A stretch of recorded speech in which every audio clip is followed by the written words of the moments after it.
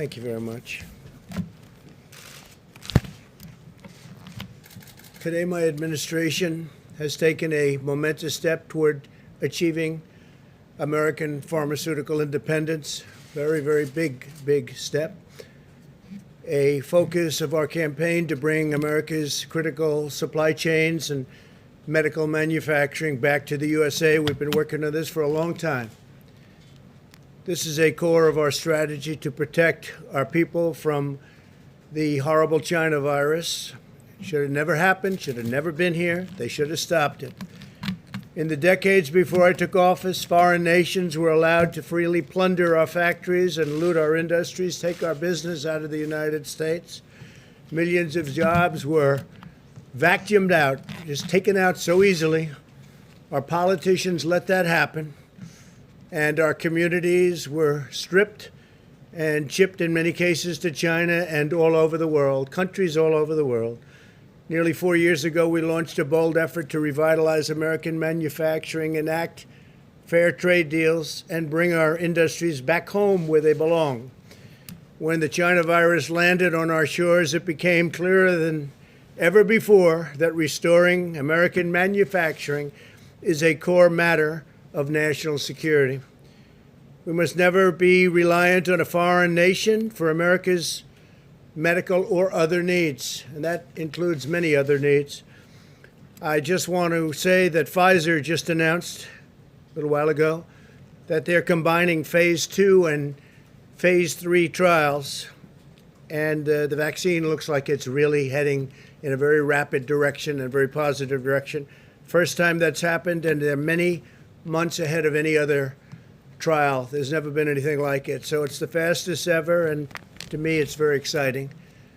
Today, I'm proud to announce one of the most important deals in the history of U.S. pharmaceutical industries.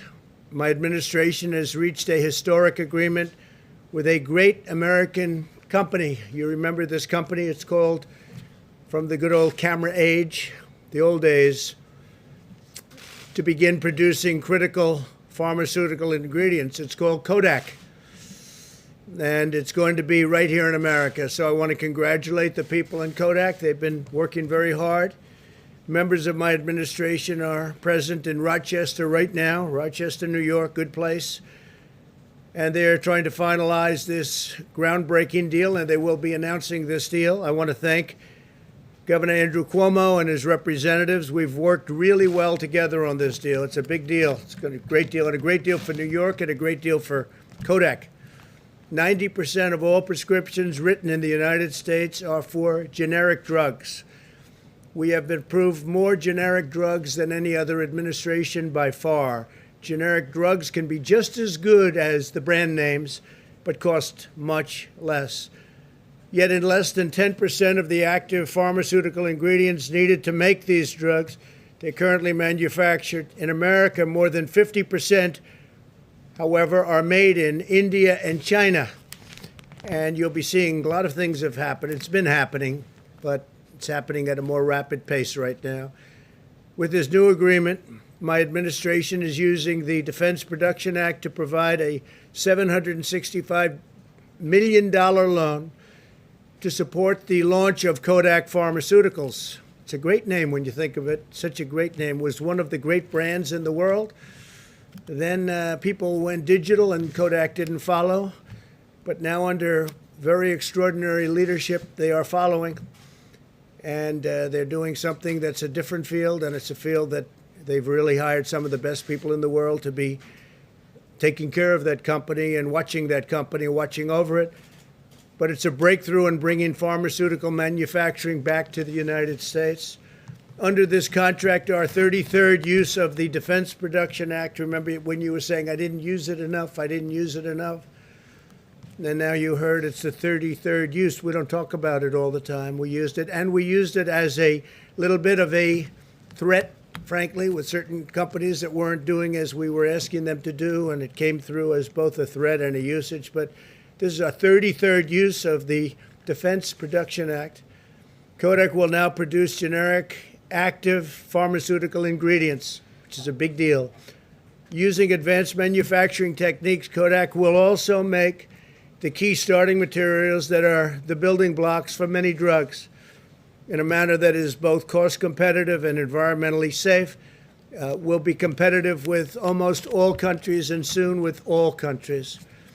Once this new division is fully operational, in addition to all of the other plants that we've opened with other companies throughout the United States recently, it will produce as much as 25% of all active ingredients needed to make generic drugs in the USA. It's a big number, 25%. This agreement will directly create 360 new jobs at Kodak's factory in Rochester. That's just in the initial phase. And in Minneapolis, a place I have gotten to know very well, and it's a great place. And I'm very happy that we're able to help them with the problems that they've had recently. The National Guard, I want to thank the National Guard, both state and beyond. I want to thank them for the incredible job. They went in and they did some beautiful job. They cleaned it up. You didn't hear about the problems anymore. And indirectly, we created thousands more jobs all across our pharmaceutical supply chains. We have now been building a very big pharmaceutical supply chain, not only coming out of China, coming out of other countries also. I want to thank Peter Navarro, Adam Bowler, and Admiral Polovchek for their tremendous work to make this deal possible. Today's action is our latest step to build the greatest medical arsenal in history. We'll be able to do that through the Defense Production Act and other authorities. We have invested more than $3 billion in our nation's industrial base. We've contracted with companies such as Ford, General Motors, Philips, and General Electric to produce more than 200,000 ventilators by the end of this year, nearly 7 times more than we would ever do in a typical year. We've contracted with Honeywell, 3M, O&M, Halyard, Moldex, and Lidl to increase U.S. production of N95 masks, and we've brought it from less than 40 million a month to over 100 million a month by August, and we'll have 160 million in a very short while, 160 million a month. That's many times what we used to do. If you go back 2 years ago, many, many times. We're increasing domestic production of gloves by 1,000%. It's 1,000%. We will be manufacturing 450 million gloves annually by next year. We're finalizing contracts with our textile industry to make gowns in America with American fabric, which makes a lot of our businesses happy that produce the fabric. We have 13 million reusable gowns in the stockpile, and we'll continue to grow that number to 72 million this fall, which is a rapid escalation indeed. We made major investments in new rapid point-of-care tests. So we have, there's nothing like the rapid point where you get your answer in 5 minutes to 15 minutes to maybe 20, 25 minutes at the max. And we're already at about a 50% level, and we're bringing it up very substantially from there. We're growing domestic production from less than 250,000 test kits per month in May to 8 million test kits per month.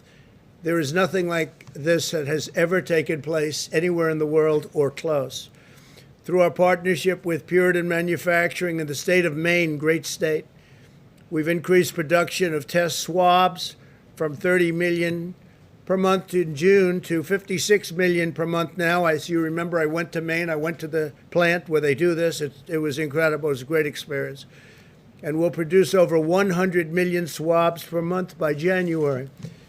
We've dramatically ramped up production of materials needed for a vaccine and are on track to rapidly produce 100 million doses as soon as a vaccine is approved, which could be very, very soon, and 500 million doses shortly thereafter. So we'll have 500 million doses.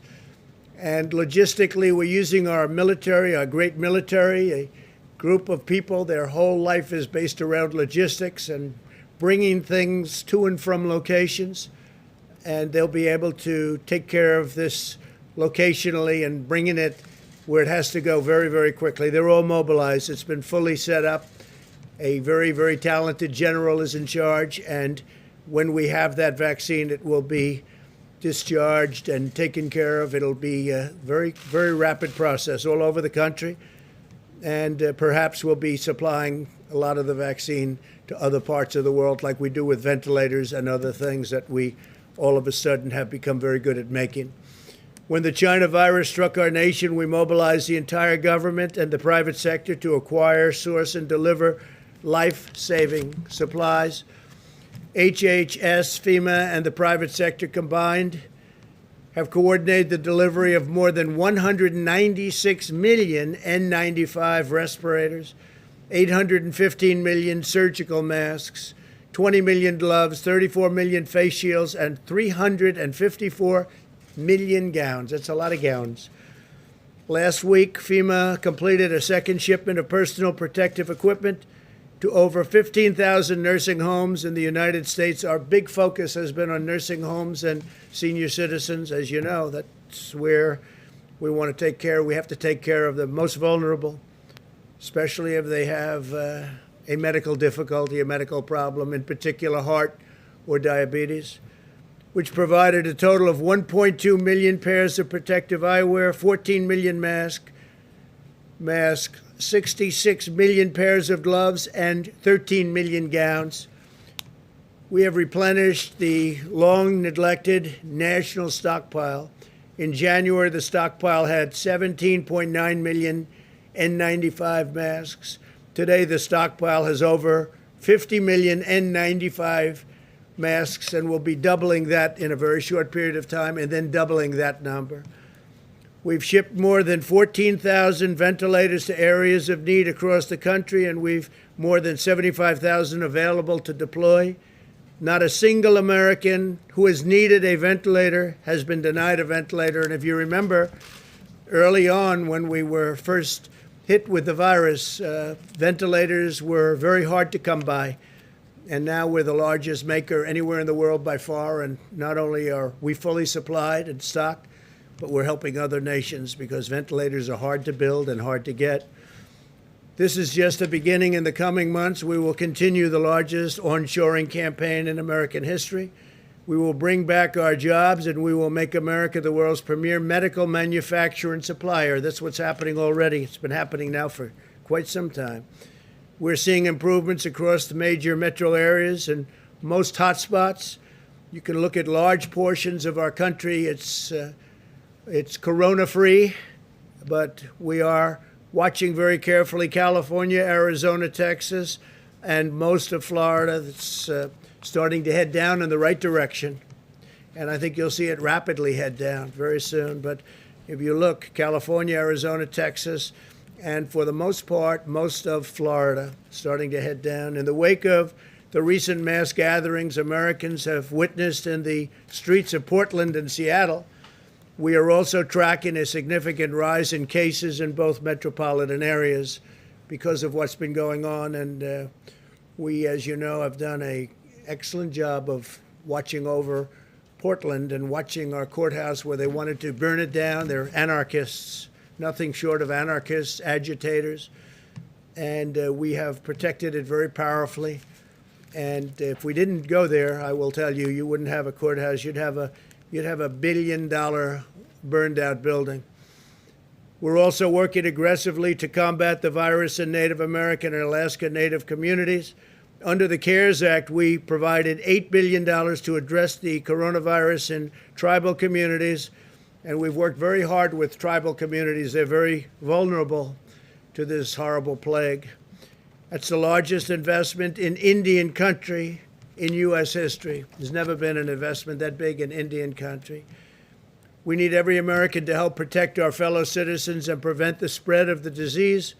It's critical that younger Americans remember that even though they are at lower risk, and in fact some age groups are at extraordinary low risk themselves, they can unknowingly spread the virus to others who are at higher risk. I ask all Americans, regardless of background or age, to practice social distancing, which people have gotten very used to, but we have to keep doing it. Remain vigilant about hygiene, avoid indoor gatherings and large gatherings, but especially indoor, especially where you have crowded bars, and that you wear a mask whenever appropriate. Through the genius of our scientists, the devotion of our doctors, the skill of our workers, and the dedication of our people, we will achieve victory over the virus and emerge stronger than ever before. We're looking at a very powerful year next year economically. The job numbers are looking outstanding, to put it mildly, set records. The numbers on retail sales came in 2 weeks ago at the highest number in the history of our country. So we look like we're heading to some very, very good economic times. That means jobs.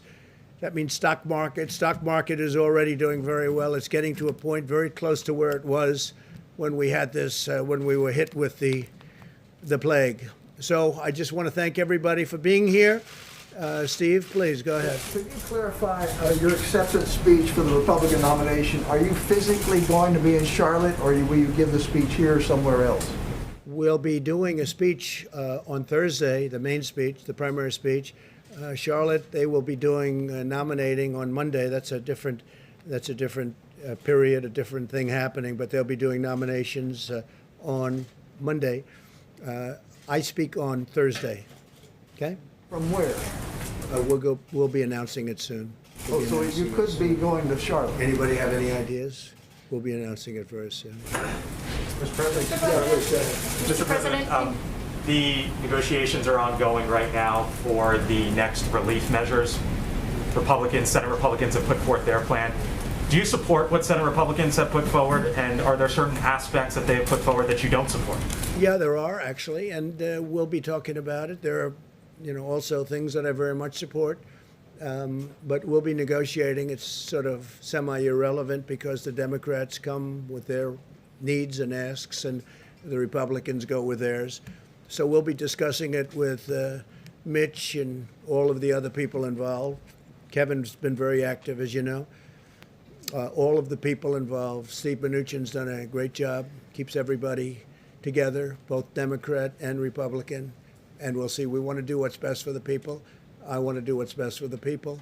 I want to do what's best for the economy, because that means jobs and lots of good things. All right? What Senate Republicans put forward, sir? What do you make of what Senate Republicans put forward? Mr. President, 2 questions quickly. First, can you clarify your position on the efficacy of hydroxychloroquine after you retweeted a video making claims that it is effective? I wasn't making claims. It's recommendations of many other people, including doctors. Many doctors think it is extremely successful. The hydroxychloroquine, coupled with the zinc and perhaps the zithromycin. But many doctors think it's extremely good, and some people don't. Some people, I think it's become very political. I happen to believe in it. I would take it. As you know, I took it for a 14-day period, and I'm here, right? I'm here. I happen to think it works in the early stages. I think frontline medical people believe that too, many. And so we'll take a look at it. But the one thing we know, it's been out for a long time, that particular formula, and that's essentially what it is, the pill. And it's been for malaria, lupus, and other things. It's safe. It doesn't cause problems. I had no problem. I had absolutely no problem. Felt no different. Didn't feel good, bad, or indifferent.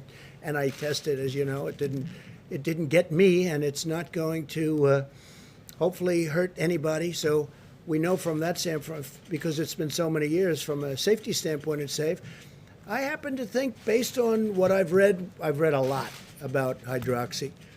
I happen to think that it has an impact, especially at the early years. There were some very good tests at Ford, and the doctor from Yale came up with a very, very strong testament to it. There was a group of doctors yesterday, a large group, that were put on the internet, and for some reason the internet wanted to take them down and took them off. I guess Twitter took them off, and I think Facebook took them off. I don't know why. I think they're very respected doctors. There was a woman who was spectacular in her statements about it, that she's had tremendous success with it. And they took her voice off. I don't know why they took her off, but they took her off. Maybe they had a good reason, maybe they didn't, I don't know. I can only say that from my standpoint, and based on a lot of reading and a lot of knowledge about it, I think it could have a very positive impact in the early stages. And I don't think you lose anything by doing it, other than politically, it doesn't seem to be too popular. You know why? Because I recommend it. When I recommend something, they like to say, don't use it. John, please. On that note, Mr. President, last night in tweets that were deleted by Twitter, you said that Dr. Fauci misled the country about hydroxychloroquine. How so? No, not at all. I don't even know what his stance is on it. I was just, he was at the task force meeting a little while ago. I have a very good relationship with Dr. Fauci. It's sort of interesting. We've listened to Dr. Fauci. I haven't always agreed with him, and that's, I think, pretty standard. That's okay. He did not want us to ban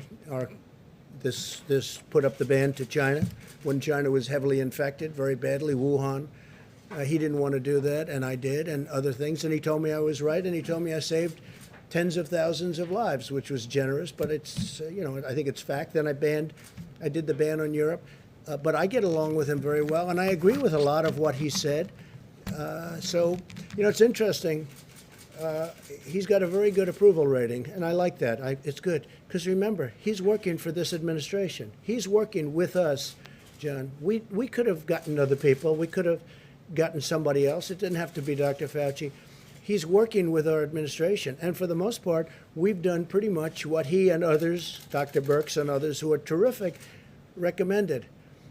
And he's got this high approval rating. So why don't I have a high approval rating with respect, and the administration, with respect to the virus? We should have a very high, because what we've done in terms of, we're just reading off about the masks and the gowns and the ventilators and numbers that nobody's seen, and the testing at 55 million tests. We tested more than anybody in the world. I have a graph that I'd love to show you.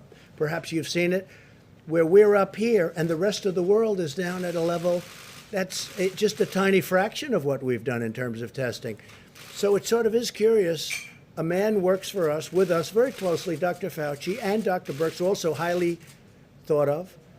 And yet they're highly thought of, but nobody likes me. It can only be my personality, that's all. Go ahead. Could I just ask you also, DHS announced today that it is going to undertake a thorough review of the DACA program to decide whether to continue it, and if not, how to disband it. You had mentioned after the Supreme Court ruling about DACA that you were thinking about a path to citizenship for DACA recipients. Are you still thinking We're that? going to work with a lot of people on DACA, and we're also working on an immigration bill, a merit-based system, which is what I've wanted for a long time. That decision was an interesting decision because it gave the president, as a president, more power than many people thought the president had. So the president is now, which happens to be me, in a position where I can do an immigration bill and a health care bill and some other bills, and you've seen some of them come along. We're going to do tremendous, we just signed it 3 days ago, we're doing tremendous prescription drug price reductions, tremendous. It could be over 50%, whether it's favored nations clauses or anything else. I mean, it's tremendous numbers we're talking about. You go to some countries and they'll sell like a pill for 10 cents, and in the United States it costs $2. And it's the same basic factory, it's the same everything. The United States bears the cost of all of these low prices that you see all over the world, where people go to Canada to buy a prescription drug from the United States. Not going to happen with me. It's not going to happen with me. So, John, I think one of the exciting things, got very little coverage, and that's okay, but the people understand it. I think we will be reducing prescription drug prices by massive amounts, numbers that have never been done before. Other thing, in 51 years, we got, as you know, last year, drug prices came down. First time in 51 years that they came down. Now, with what I signed last week, I think that drug prices can come down by numbers like 50% and even greater in certain instances. But if I could come back to where I originally started, are you still considering a path to citizenship for current DACA recipients? We are going to make DACA happy and the DACA people and representatives happy, and we're also going to end up with a fantastic merit-based immigration system. Please. Yeah, on the drug pricing, you had said that pharmaceutical representatives would be here today for a meeting to talk about bringing drug prices down or to negotiate. That meeting was canceled. Why? I didn't know a meeting was canceled. Oh, a meeting with the drug... You said there would be a meeting today with drug companies. Well, I said there would be a meeting, a meeting sometime this week, yeah. They want to meet. I mean, I don't know that it was canceled. They want to meet. I thought the meeting was actually scheduled for tomorrow. We will see, I I guess. thought the meeting was scheduled tomorrow. Sorry about the dates, but you know, Yeah, I see how on the- upset you are by it. On the Go ahead, FBI please, headquarters, Bloomberg. sir, on the FBI Bloomberg, Mr. headquarters. Bloomberg. You look like Mr. Bloomberg. Go ahead. Thank you, Mr. President. I Would think you you look support much a better, temporary extension of supplemental unemployment aid if the deal that they're hashing out in Congress isn't completed by the end of this week? We'll do something. We're going to take care of the people. Yeah, it's a good question. We're going to take care of the people. The woman that you said was a great doctor in that video that you retweeted last night said that masks don't work and there is a cure for COVID-19, both of which health experts say is not true. She's also made videos saying that doctors make medicine using DNA from aliens and that they're trying to create a vaccine to make you immune from becoming religious. Well, maybe it's the So- same, maybe it's not, but I They can did tell you retweet this. that. She was on air along with many other doctors.